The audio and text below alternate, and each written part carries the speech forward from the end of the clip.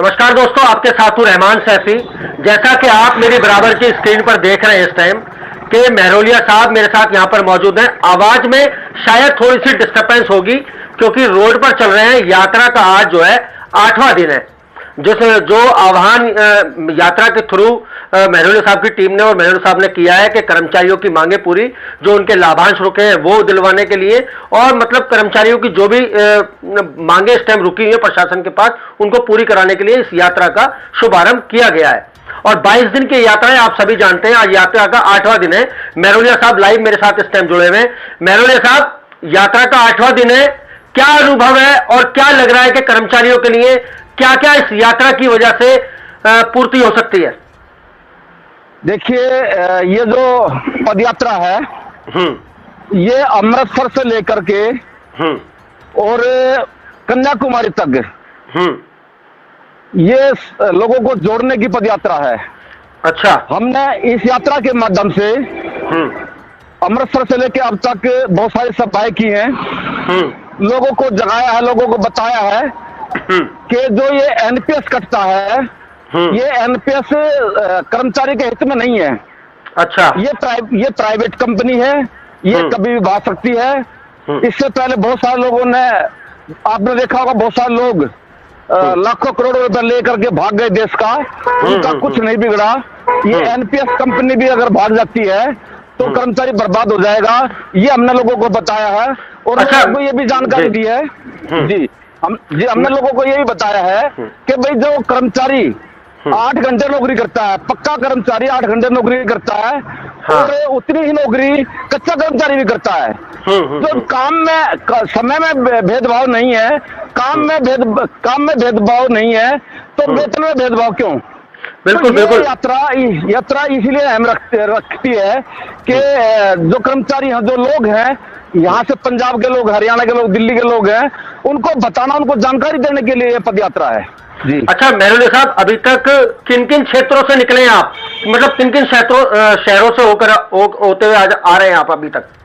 देखिए, हमारी जो 19 सितंबर से ये पद यात्रा शुरू हुई थी, और इस बीच में पहला दिन जो हमारा 19 तारीख का था वो अमृतसर में ही हमने वहाँ के नगर निगम के अधिकारियों से और कर्मचारी से बात की, वहाँ हमने सभा की।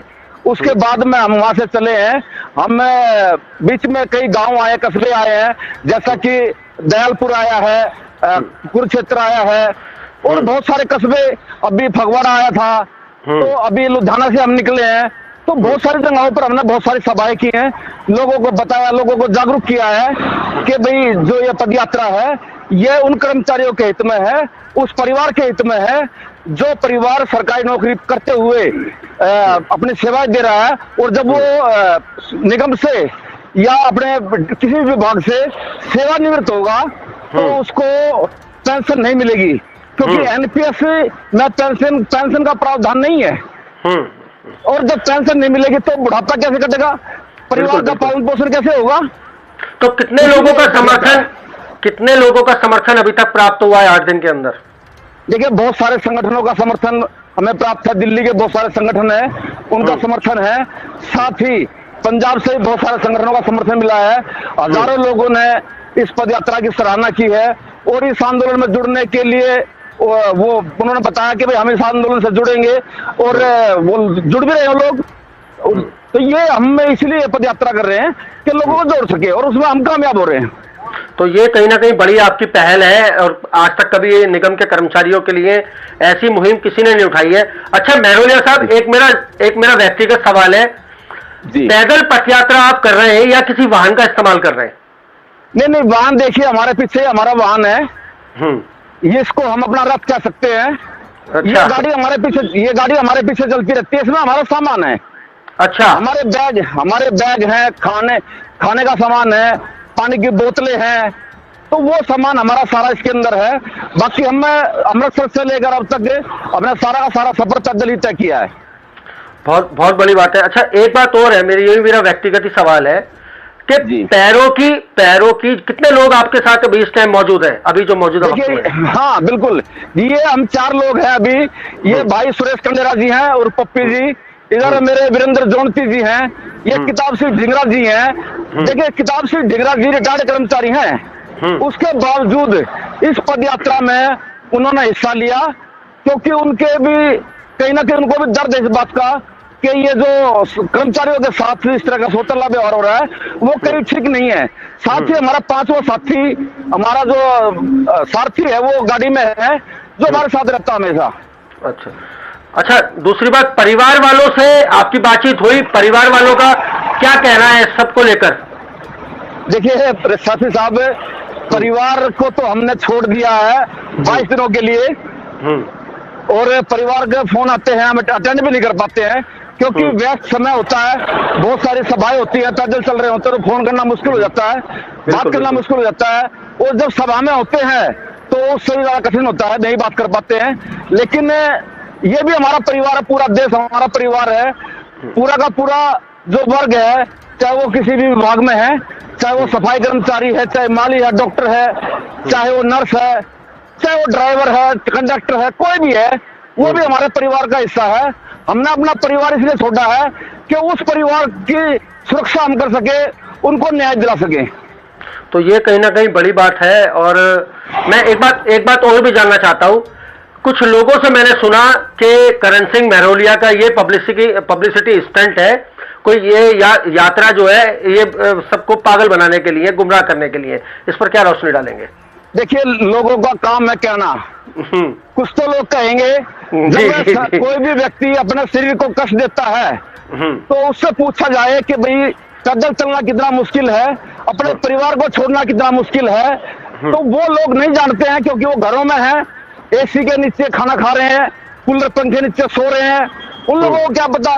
लेकिन लोग कहेंगे, हमें पता था इस बात का कि लोग कुछ ना कुछ कहेंगे, लेकिन हम इस बात की परवाह नहीं करते हैं। हमें सिर्फ अपना लक्ष्य दिखाई देता है, बड़ी बात है, बड़ी बात है, लक्ष्य दिखाई देता है, और अपने लक्ष्य की ओर बढ़ते रहेंगे, थकेंगे नहीं, रुकेंगे नहीं, कदम चलते रहेंगे। अच्छा, एक बात और है, आपको कितना यकीन है कि इस पदयात्रा के बाद निगम प्रशासन आपकी सुनेगा, मतलब कर्मचारियों की सुनेगा? कितना यकीन है इस बात का? देखिए, पिछले 25 सालों में हमने बहुत प्रयास किया है, और प्रशासन को जगाने की, शासन को जगाने की हमने कोशिश की है, और कहीं ना कहीं कई हद तक हम कामयाब भी हुए हैं। बहुत सारी मांगे जो सफाई कर्मचारियों की थी या अन्य लोगों की थी, उनको दिलाने में हम कामयाब रहे हैं।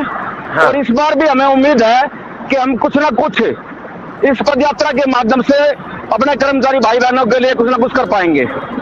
तो ये कहीं ना कहीं बड़ी बात है।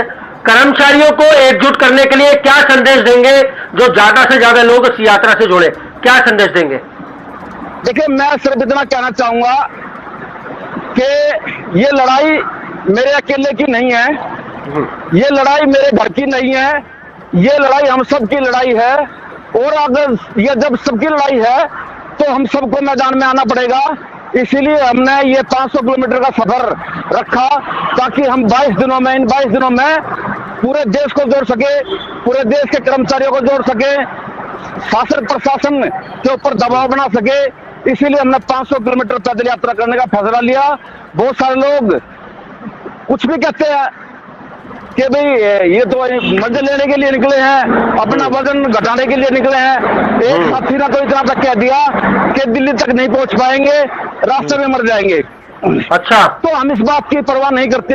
लेकिन 10 अक्टूबर को हम जंतर मंतर पहुंचेंगे, और सब भाइयों से, बहनों से हम अपील करते हैं कि हम आपके लिए 500 किलोमीटर पैदल चल रहे हैं, आप अपने लिए सिर्फ 10 कदम चले और जंतर मंतर तक पहुंचे। मैं भी एक पर्सनली आपको एक बात कहना चाहता हूं। ये आपने बहुत अच्छी बात कही, ये बात शायद बहुत कम लोग जानते हैं, लेकिन मैं आपको जरूर बताऊंगा, क्योंकि आपने 10 अक्टूबर का नाम लिया है। 10 अक्टूबर जो है मेरा जन्मदिन होता है, और मैं भगवान से प्रार्थना करता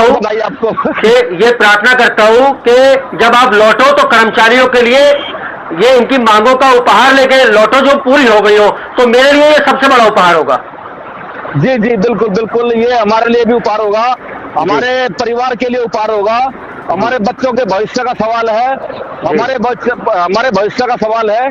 और इसीलिए हम पद यात्रा कर रहे हैं, और उम्मीद है और हमें आशा भी इस बात की कि हम कामयाब होंगे, क्योंकि कभी भी कोई भी प्रयास विफल नहीं होता अगर उसको सही तरीके से और लगन से किया जाए, नेक नीति से किया जाए, बिना स्वार्थ के किया जाए, तो कोई भी प्रयास विफल नहीं होता, उसमें कामयाबी मिलती ही मिलती है।